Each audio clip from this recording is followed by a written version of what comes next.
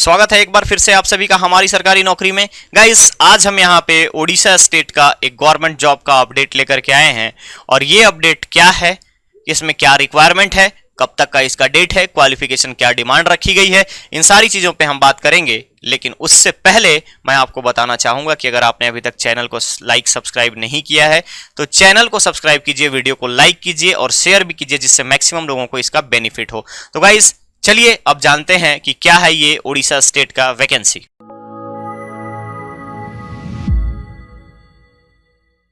अगर आप यहां पे देख पा रहे होंगे तो ये है Odisha renewable energy development agency का ऑफिशियल नोटिफिकेशन। इसमें recruitment for the assistant director technical, ध्यान रखिएगा, recruitment of the assistant director technical यहां पे आपसे डिमांड किया गया है। ओपनिंग डेट के बारे में बात करूं तो ओपनिंग डेट इसका 9 तारीख से स्टार्ट हो चुका है। फॉर्म फिलअप करना 29 अप्रैल इसका लास्ट डेट है। अब इसके बाद डेट ऑफ एग्जामिनेशन के बारे में मैं आपसे बात करूं तो डेट ऑफ एग्जामिनेशन 3rd या 4th वीक ऑफ मई, यानी कि मई लास्ट में 15 मई के बाद आपका एग्जाम यहां पे शेड्यूल किया जा सकता है, ऐसा टेंटेटिव बताया गया है। गाइस ध्यान रखिएगा, टोटल पोस्ट यहां पे है 14 में से एससी के लिए 2, एसटी के लिए 4, एसी बीसी के लिए 2 और साथ ही साथ यहां पे जनरल के लिए यहां आपका टोटल 6 पोस्ट रखे गए हैं। अब इसके बाद हमारे पास आ जाता है कि किस तरीके का डिसेबिलिटी और रिजर्वेशन प्रोवाइड किया जाएगा। तो जो गवर्नमेंट का रूल्स है, रेगुलेशंस है, उसके आधार पर यहां आपको इस पोस्ट के लिए, इस असिस्टेंट टेक्निकल डायरेक्टर के लिए जो पोस्ट है, इसमें आपको छूट प्रोवाइड की जाएगी और ये सारा कुछ होगा गवर्नमेंट ऑफ उड़ीसा के अंतर्गत, यानी कि उड़ीसा का जो नॉर्म्स लाया गया है उसके आधार पर। ध्यान रखेंगे, सैलरी और प्रोबेशन पीरियड की बात मैं करूं तो गाइस यहां पे सेलेक्टेड कैंडिडेट जितने भी हैं असिस्टेंट डायरेक्टर टेक्निकल के फॉर्म में, यहां पे आप सैलरी जो है पे स्केल आपका 44,900 के लेवल 10 सेल में आपका यहां पे प्लेसमेंट होगा। उसके बाद रूल्स के अकॉर्डिंग प्रोबेशन पीरियड खत्म होने के बाद आपका परमानेंट किया जाएगा और वहां पे सैलरी आपकी इंक्रीमेंट की जाएगी। नेक्स्ट हमारे पास आता है, ये हो गई सैलरी की बात। क्वालिफिकेशन के बारे में मैं आपसे बात करूं तो ध्यान रखेंगे, बीटेक डिग्री मांगा गया है electrical, mechanical, agriculture, production, industrial या इलेक्ट्रॉनिक्स इंजीनियरिंग में कम से कम 60% मार्क्स के साथ आपके पास सर्टिफिकेशन होना चाहिए। ध्यान रखेंगे, ये तो बेसिक सा मार्क्स है यहां पे, या इस मार्क्स को कोई भी अचीव कर लेता है। 60% is not a greater then.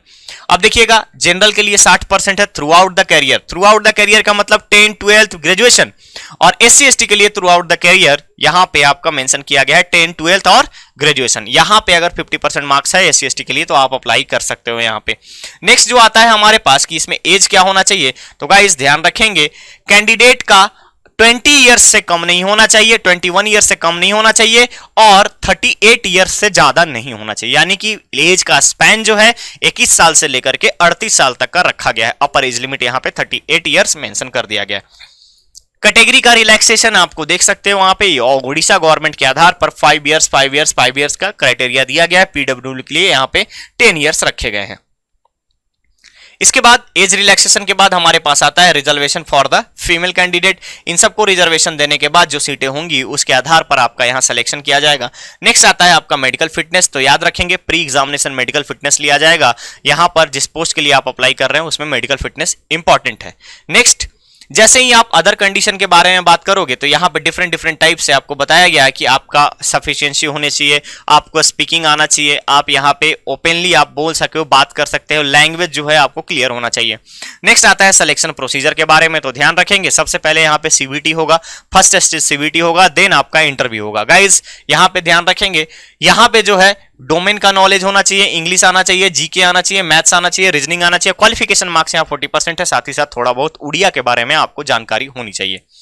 CBT जो है ये आपका 2 घंटे का होगा और इस सीबीटी में किस तरीके से आपको आगे परफॉर्म करना है, पूरी चीजें आपको प्रोसीजर्स में बता दी जाएंगी। यहां पे आपको ऑनलाइन सबरी कुछ है, आप देख सकते हो यहां पे इस वेबसाइट पर जाकर के कि किस तरीके से हम यहां पे आगे को प्रोसीड कर सकते हैं, फॉर्म को आगे भर सकते हैं। तो ध्यान रखिएगा, मेरिट लिस्ट जो है वो तैयार किए जाएंगे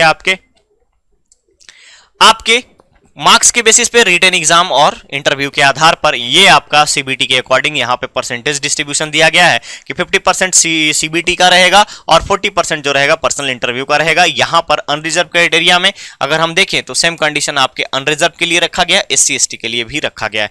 एप्लीकेशन फी के बारे में मैं बात करूं आपसे तो अनरिजर्व और ईडब्ल्यूएस कैटेगरी, साथ ही साथ ओबीसी के लिए यहाँ पे 500 रखा गया है और एससी एसटी के लिए यहाँ पे 200 रखा गया है। तो गाइस ये था आपका उड़ीसा रिन्यूएबल डेवलपमेंट एनर्जी के लिए। अगर हम बात करें तो उड़ीसा में जो रिन्यूएबल एनर्जी डेवलपमेंट का डिपार्टमेंट है उसमें टेक्निकल डायरेक्टर के पोस्ट के लिए, तो आप अगर यहाँ पे हर एक चीज को फुलफिल कर रहे हैं, क्राइटेरिया अगर आप फुलफिल कर रहे हैं, तो बेशक आप इस जॉब के लिए जा सकते हैं।